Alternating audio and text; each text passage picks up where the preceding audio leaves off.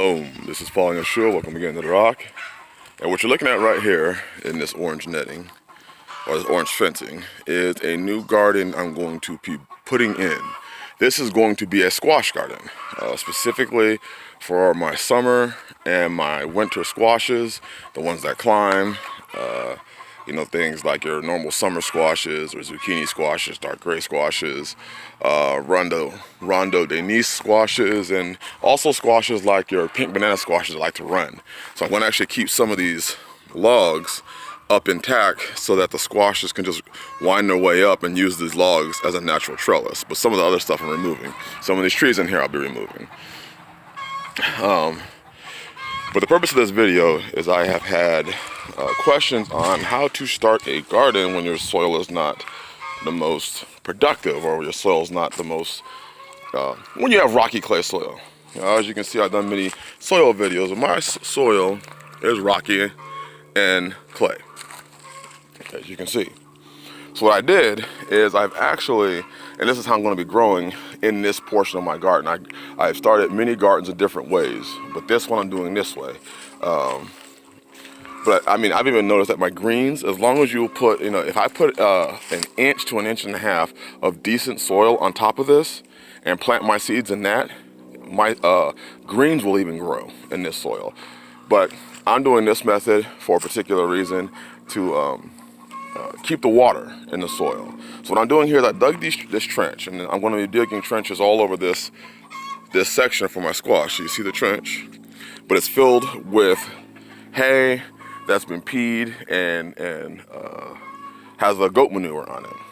And I'm gonna let it sit this whole winter and compost in this trench. Now this trench is probably 8 inches to 10 inches wide and about 7 inches deep. And I just filled it in with this. The hay that's been manured all over and urinated all over by the goats.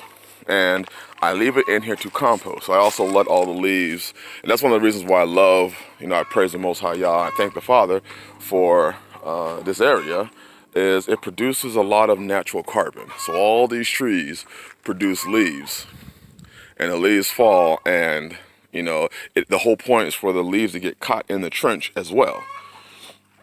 And I'm going to be building trenches. Whoop, I almost fell over. Trenches, all horizontally all the way across this. And one of the reasons why, so this is a multifaceted video. So that is the reason why I'm doing this. That is the reason why I'm doing the trenches, is it's easier to just grow in them. The next thing is, as you can see, this land has a slope. So when it rains, the water will start up there and run its way down.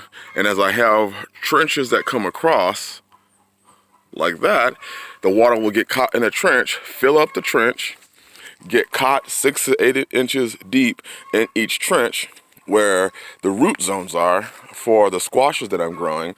And with this leaves and goat manure and goat hay on top of it, basically a ground cover, it'll trap the water down there so I don't have to water this section. I tried it last year, another one of my areas where I grew squash, and it worked. So I didn't have to water. And every year as these leaves fall on this area, as the leaves fall on this whole area, it's going to make more fertile and more fertile soil. Kind of like when you look out there, you just see leaves all over the ground, and all those leaves trap the soil, trap the water in the soil. Another reason I'm building it here, and I love, even building gardens on slopes, is because that's how and why I planned my chicken coop right here. As you can see, the slope continues to go down. So in this section, the slope continues to go down. Well, as the water comes down and it fills in the trenches that I'm digging for my squash, that'll be all up and down, all the way from up there, all the way down here. The water also runs into my chicken coop. And as you can see, I buried the chicken wire on the chicken coop, but I did not put anything to stop the water from running through. And the reason why is the water runs through my chicken coop. And on the other side of my chicken coop, I have fruit trees. So I don't literally have to come out here and fertilize my fruit trees, because every time it rains, runoff from the hill or from the slope into the chicken coop, it runs out of there, and you can even see how I have some composted leaves trapped in there. It'll run through the gaps in this wood down here and fertilize and water my trees. So it's the system works by itself. I don't have to come out here and fertilize my trees because the chicken coop doesn't. And then I got some figs. There's 2 figs here. I have some goji berries goji berries down there. Some behind this tree, I have goji berries, some starts. So it's the system works by itself. I don't really have to do anything to fertilize my fruit trees. So, and although that had nothing to do with what I was talking about, just wanted to show, when you plan your homestead, that's one of the things that you can look into, is if you have slopes, if you build, a chicken coop or whatever at the top of a slope, and you plant trees on the bottom side of that coop, whatever runoff comes from your coop will water your fruit trees. Now, I do have fruit trees in other parts of the property where I have to literally go and carry the compost too. But this system I just kind of developed as it needs little input from me. The trees produce the leaves will fall in this area, and all I have to do is bring in the goat manure and just kind of layer it on top in these trenches. And also I'm going to connect each trench so that the water can kind of flow through the canal system. I was doing some research on Yosef, and how he was able to grow so much food in Egypt. And this is one of the systems he used. Not necessarily this one, but he used a canal system. And that allowed water to get caught in the trenches and water the plants. I also learned this from the wife of one of my beloved brothers that used this system to much success. So that's what I'm doing right now. Anyways, hope this is beneficial of just one of the simple ways. It doesn't take much. Dig a trench, fill it up with composted material or composting material, or fill it up with leaves, and make sure you just put a nitrogen source that'll break down the carbon, which are the leaves. Put a nitrogen source on top of that carbon, and it'll break down and make compost in your trenches with minimal work with from you. I don't take the rocks out of my soil. I leave them in my soil. I sometimes even use them to decorate, the landscaping. And it's because, people spend a lot of money every year getting rock dust. Well, there's no point in buying rock dust when the rocks are already there. So rather than going through the painstaking process and wasting time removing rocks out of your gardens, see one right there, like these rocks right here, I don't move them. If they're kind of embedded into the soil, I just leave it there. I leave a big one over here. And these stumps, the same thing. The stumps will all rot out over time. I have one stump that when I first got here, I cut down. It's in the middle of one of my gardens, and it's rotted almost halfway through. Like this rock right here, I'm gonna leave it in the garden. When I dig my next trench, which will be about right here, I'm just gonna stop at this rock and then continue on the other side, because the rock becomes part of the system. Inside of the rocks carry nutrients, carry minerals that a lot of us have, because we take all of our rocks out. We have to then go back and input it into your soil. Some of the manganese, magnesium, copper, iron, some of those, some of the salts that are released from the rocks. Well, we then have to go back and input that back into the soil. So rather than doing that, I just let the soil take care of the rocks. And the rocks take care of the soil. Also, underneath the rocks, when it gets a really good rain, the rock underneath the rock is it's very moist. And because of that moisture, the plants will be able to access water, because that rock acts as a ground cover.